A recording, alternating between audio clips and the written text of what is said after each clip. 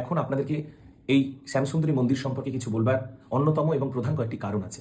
প্রধান কারণ যে কালকে অর্থাৎ গতকাল সন্ধ্যাবেলায় আমাকে কুণাল ঘোষ এবং আমাদের পৌরপিতা অয়ন চক্রবর্তীর পালা গুন্ডারা মারার হুমকি দিয়েছে। শুধু মারার হুমকি না, আমাকে মেরে ফেলার চেষ্টা হয়েছে। আমি রীতিমতো 3 তলার উপর থেকে 2 তলার ছাদের উপর থেকে ঝাঁপ মেরে আমাকে পালিয়ে আসতে হয়েছে।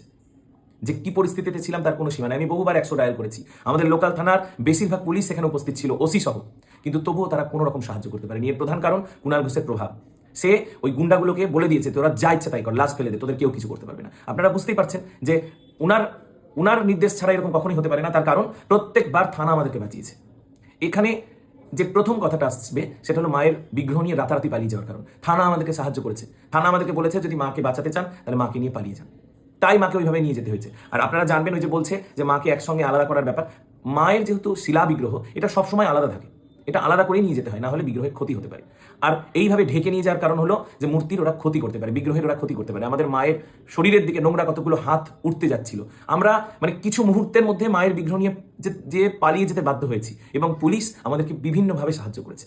তাদের প্রতি আমাদের কৃতজ্ঞতা শেষ নাই। কিন্তু তারা কালকে হাত তুলে নিয়েছে, তাদের কিছু করার ছিল না। আমাকে কালকে খুন করতো আমি যদি পালিয়ে না যেতাম। ওরা জানে যে আমি আজও মন্দিরের মধ্যে আটকে আছি, কিন্তু সত্যি না, আমি পালিয়ে গেছি, তাই আপনাদের এতগুলো কথা বলতে পারছি। দ্বিতীয় কথা, আমাকে অনেকেই প্রশ্ন করেছে যে এটা কি তৃণমূলের সন্ত্রাস, বা কুণাল ঘোষ কি তার প্রভাব তৃণমূলের জন্য খাটাচ্ছে? আমি কোনো পার্টিকে দোষ দিতে চাই না। আমরা কোনো পার্টির পক্ষে বা বিপক্ষে নই। এই মানুষগুলো কি সত্যি কোনো পার্টি করে?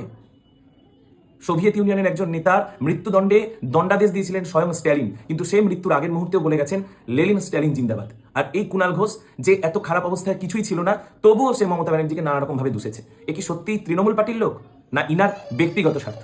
আমাদের সঙ্গে যা কিছু ঘটছে শুধুমাত্র উনার ব্যক্তিগত স্বার্থের জন্য। উনারা মন্দিরের ট্রাস্টিকে দখল করতে চান। ওনারা সবকিছু জানেন না তা না। প্রথম আমাদের উপর যে দোষারোপ করা হয়েছে যে আমাদের কোনো ট্রাস্টই নেই, আমি দেখাতে চাই। এই যে ট্রাস্ট ডিড আপনারা দেখবেন, এই যে trust did of religious trust, আমাদের রেজিস্টার করা ট্রাস্ট ডিড 15 জুলাই 2022 রেজিস্টার হয়েছে।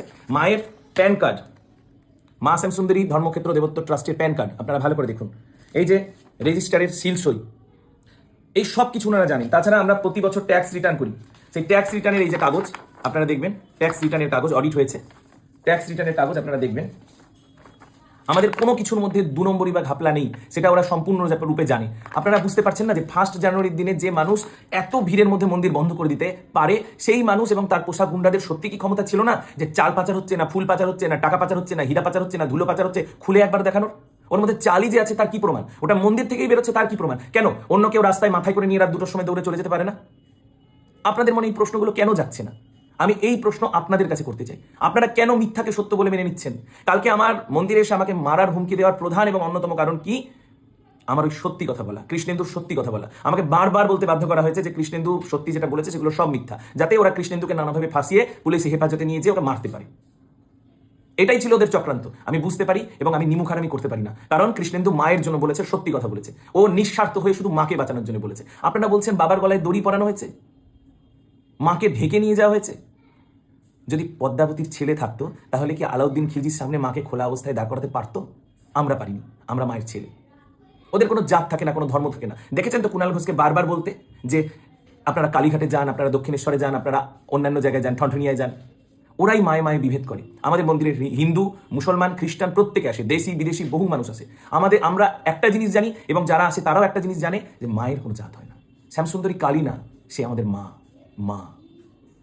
জয় মা শ্যামসুন্দরী। এরপরে আরো কয়েকটা কথা আমার বলতে হচ্ছে কি, আপনাদের কাছে আমার প্রশ্ন, আপনাদের কাছে আমার অনুরোধ কি, যদি সত্যিকে জানতে চান তাহলে কুণাল ঘোষের চ্যানেল থেকে ছাড়া কুণাল ঘোষের নিজস্ব 3টে বক্তব্য আপনারা দেখুন। প্রথম বক্তব্যে উনি কি বলছেন 1 জানুয়ারির দিন দুপুরবেলায় এই ঝামেলা সৃষ্টি করে এবং মন্দির বন্ধ করার পরে কি বলছেন, উনারই বলা বক্তব্য। আপনারা প্রত্যেকে মন্দির উনার চ্যানেলে যে শুনবেন।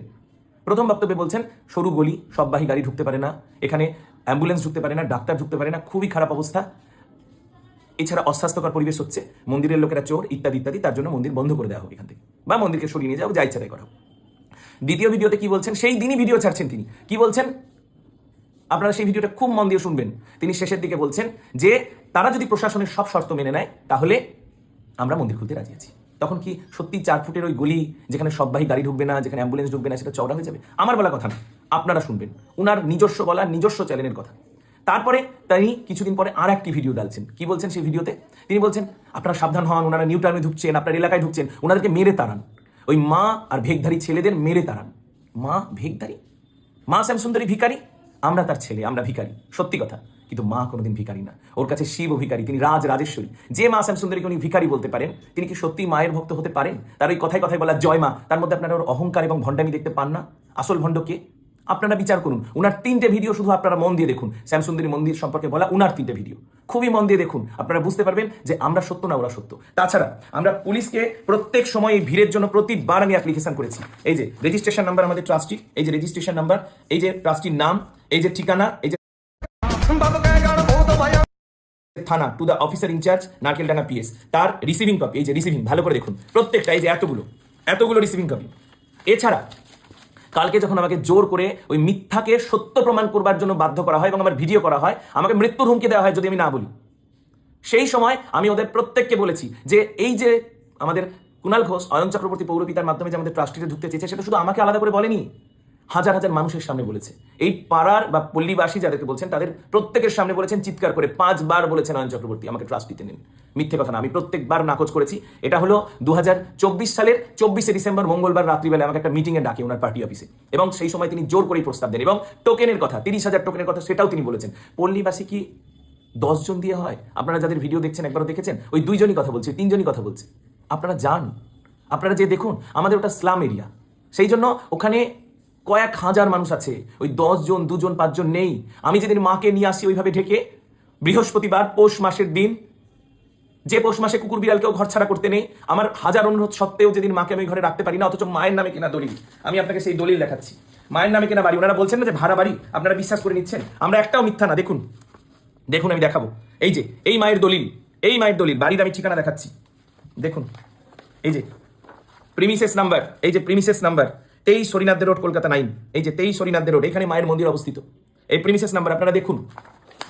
আমার একটা কথাও মিথ্যা না। সেই মায়ের নিজের বাড়ি থেকে যখন মাকে লক্ষ্মীবারের দিন, পৌষ মাসের দিন নিজের বাড়ি ছেড়ে আসতে হয়, সেই কষ্ট আমি মেনে নিতে পারিনি, এবং ওই পল্লীবাসীদের বেশিরভাগ মানুষই মেনে নিতে পারিনি। তারা প্রত্যেকে কেঁদেছে, অঝরে কেঁদেছে। সেই ভিডিও কই? ভিডিও কি নকল করে বানানো যায় না? আপনাদের কাছে আমার প্রশ্ন, আর কিচ্ছু জানতে চেন না, শুধু কুণাল ঘোষের 3টে বলা নিজস্ব চ্যানেল থেকে বক্তব্যগুলো দেখুন, আপনারা নিজেরা সত্যিকে অনুধাবন করতে পারবেন। আমি মিথ্যেবাদী, আমি খুব খারাপ, কিন্তু আমি ভিখারি।